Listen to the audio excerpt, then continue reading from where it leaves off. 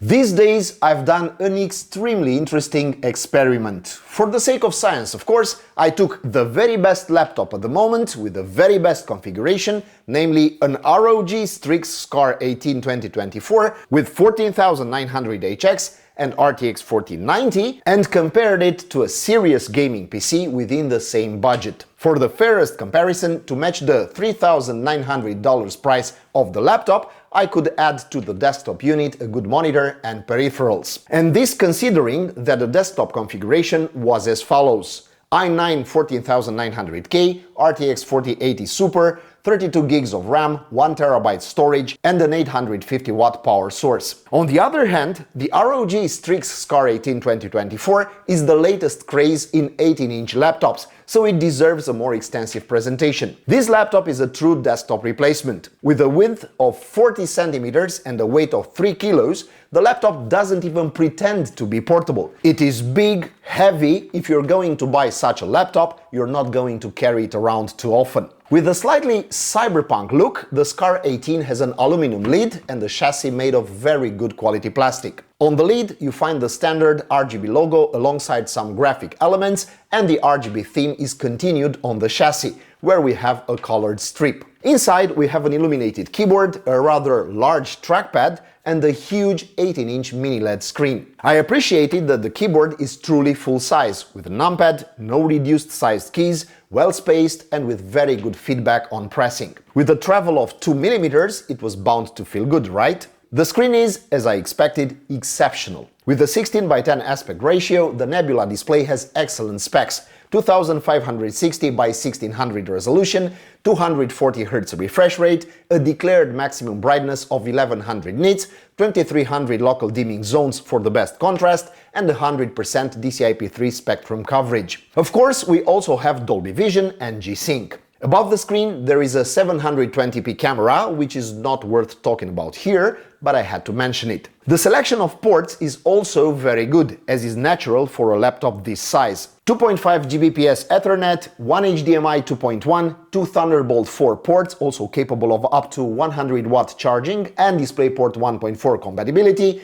a combo audio jack, all on the left side of the laptop, plus 2 USB-A 3.2 Gen 2 ports on the right side. The charging port is on the left, and the actual charger is 330 watt and is as imposing in size as the laptop itself. And now let's take a brief look at the technical specifications. The processor on the Scar 18 2024, in the version we tested, is an Intel Core i9 14900HX with 8 performance cores and 16 efficient cores. Taking into account the hyperthreading of the P cores, we have a total of 32 threads, and the maximum frequency of the processor reaches 5.8 GHz. The power limits for the processor have been modified from the boring value of 55 watt in the Intel specifications, and using Armoury Crate, you can set the processor to consume up to 175 watt for a short term and 140 for sustained tasks. The graphics card, as I mentioned earlier, is an RTX 4090, the laptop version. So we're talking about a number of 9728 CUDA cores,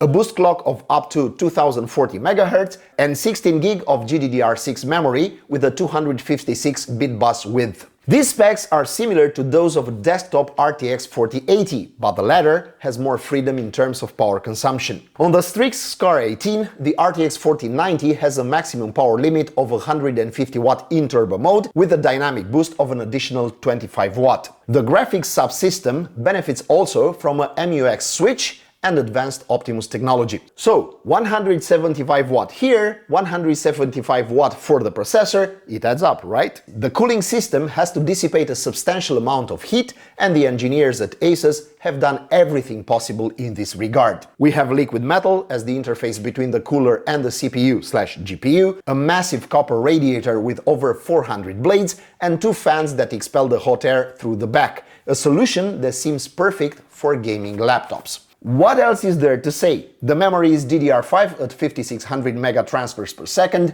dual channel, and the modules can be replaced by the user. The maximum capacity with which Strix Scar 18 can be configured is 64 GB. The cool part is that the laptop tested came with two 2TB Samsung SSDs PCI Express Gen 4 configured in RAID 0, promising some dizzying speeds. Here is also a summary of the specifications for the two competitors. I also included in the table the maximum powers for the processor and the graphics card, because it would not be fair at all to equate subsystems with different powers. And let me remind you that this comparison is based on price, not on performance equivalence. And now, ladies and gents, the tests. I tested the Scar 18 in turbo mode to give it the best chance.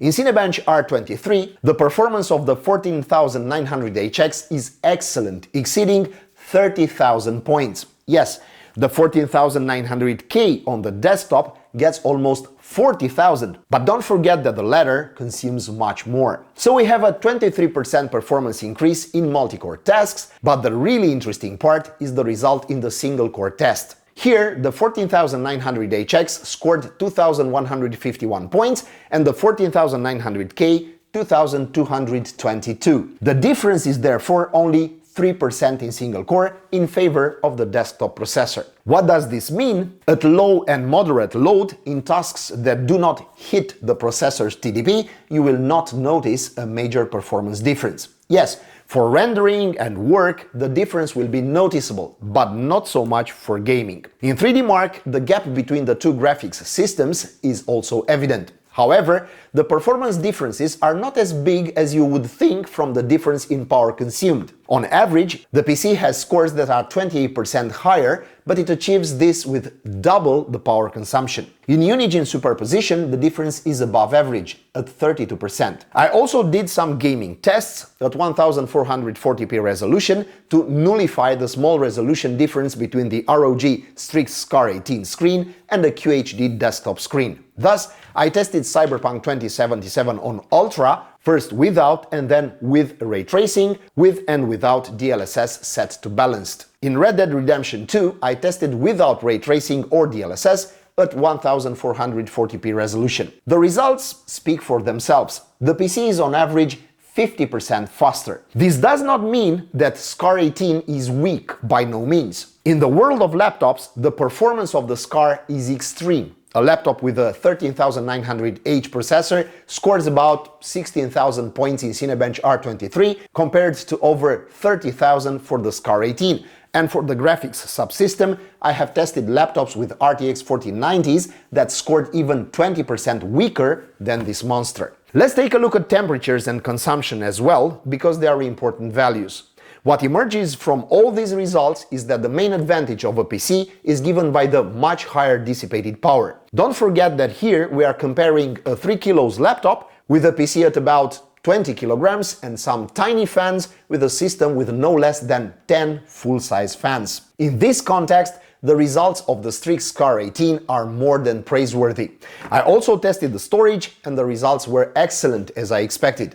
In sequential read and write, Strix Scar 18 achieved 13 GB per second and 9.1 GB per second, values that far exceed what a single SSD can achieve, even a Samsung 980 Pro, 6.9 GB per second and 5.1 GB per second on the desktop system. Before concluding, I will just tell you about how the Strix Scar 18 feels in use. It is big and heavy, but solid and very well built. It feels premium, the keys are excellent and the trackpad is accurate, even if it could have been a bit bigger. The surface of the laptop around the keyboard area is prone to fingerprints, but that's about all I can fault it for here. A fingerprint reader would have been useful as well as a card reader. The screen is excellent, and even though it is not OLED, I was very pleased with the quality of the images in games. The viewing angles are good, so the screen is also good for movies, and the thin frame gives it a premium feel. The speakers are also of good quality with enough bass,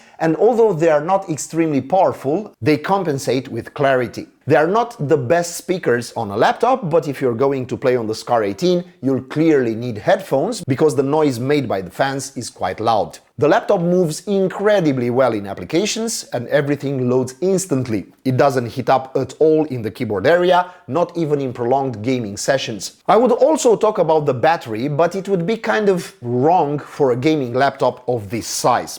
Let's talk about it anyway. The autonomy exceeds 5 hours, but not in gaming, of course, and with some aggressive settings to reduce consumption, it lasts a whole day.